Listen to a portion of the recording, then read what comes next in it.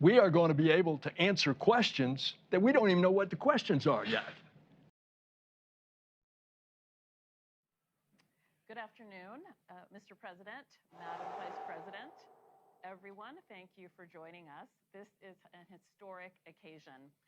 We are here to view the highest resolution image of the infrared universe anyone has ever seen, captured by the most powerful telescope anyone has ever made. In engineering and on scientific marvels, we can look to the sky with new understanding and will undoubtedly inspire generations to look to the heavens with excitement and ambition. With that, it is my great honor to introduce a leader who has always believed in the power of American innovation and international cooperation to achieve the remarkable, the President of the United States, our President, the President of the United remarkable States, President of the Biden. Well, it's great to be with you all. And I was going to say good afternoon, but we're starting this meeting late because I was engaged in preparing for a trip to the Middle East. But today is a historic day. And thank you, Vice President Harris, Chair of the National Space Council. And thank you, my dear friend and our outstanding NASA administrator, and the only guy here that's been in space, Bill Nelson. Bill, you're a good friend. Thank you very much for what you're doing. And Dr. Nelson, you're doing a great job leading this Office of Science and Technology and Policy. It really is a matter. It really is amazing. It really is a matter. It really is amazing. 6.5 months ago, a rocket launched from Earth, carrying the world's newest, most powerful deep space telescope on a journey 1 million miles into the cosmos. First of all, that blows my mind. 1 million miles into the cosmos. Along the way, unfolding itself, deploying a mirror 21 feet wide, a sun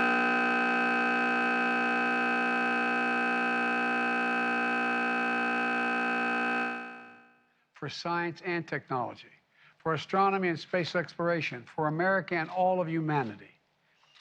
You know, as an international collaboration, this telescope embodies how America leads the world, not by the example of our power, but the power of our example, a partnership with others. It symbolizes the relentless spirit of American ingenuity, and it shows what we can achieve, what more we can discover, not just about distant places, but about our very own planet and climate, like NASA's Earth Systems Observatory that we launched last year. That's why the federal government must invest in science and technology more than we have in the past. These images are going to remind the world that America can do big things, and they remind the American people, especially our children, that there's nothing beyond our capacity, nothing beyond our capacity. We can see possibilities no one has ever seen before. We can go places no one has ever gone before. You know, you've heard me say over and over again, America is defined by one single word: possibilities. Possibilities. I want to thank the team at NASA for once again showing that that's who we are. That's who we are as a nation of possibilities.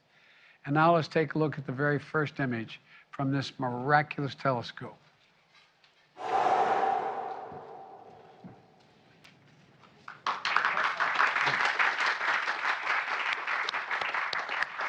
NASA Administrator Nelson, I'm going to turn this over to you. So will you please tell us about what we're seeing? Mr. President, if you held a grain of sand on the tip of your finger at arm's length, that is the part of the universe that you're seeing, just one little speck of the universe. And what you're seeing there, what you're seeing here is a mirage. There are galaxies.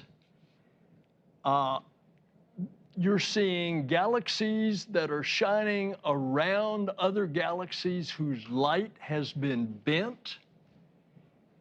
And you're seeing just a small little portion of the universe. You know, 100 years ago, Mr. President, Madam Vice President, 100 years ago, we thought there was only one galaxy. Now, the number is unlimited. And in our galaxy, we have billions of stars or suns, and there are billions of galaxies with billions of stars and suns. And we're getting our first glimpse, as you said, Mr. President, we're looking back more than 13 billion years. Light travels at 186,000 miles per second.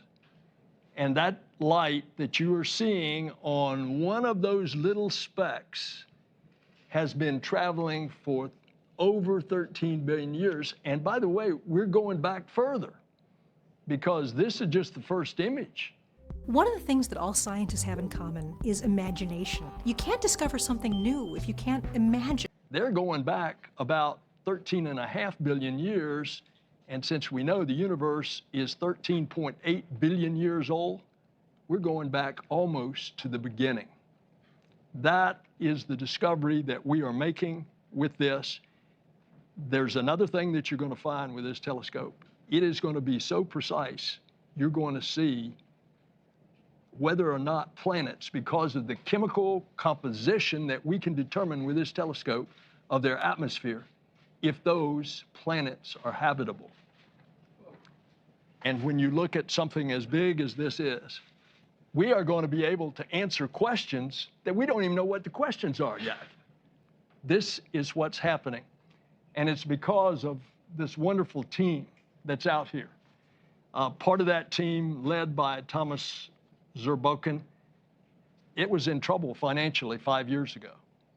He took it over. He got Greg Robinson, that you're going to meet, to direct it, and the result is what you've seen. So what an incredible team, joined, by the way, with our international partners, the European Space Agency and the Canadian Space Agency. So this is an international endeavor. It's amazing. I wonder what the press is like in those other places. We're going to give time for the press to leave, and then we'll continue the briefing.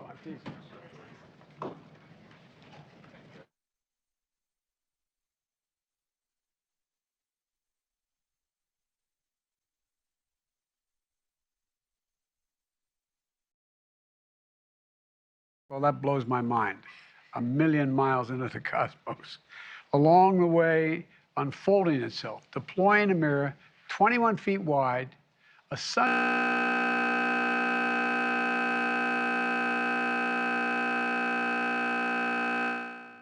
for science and technology.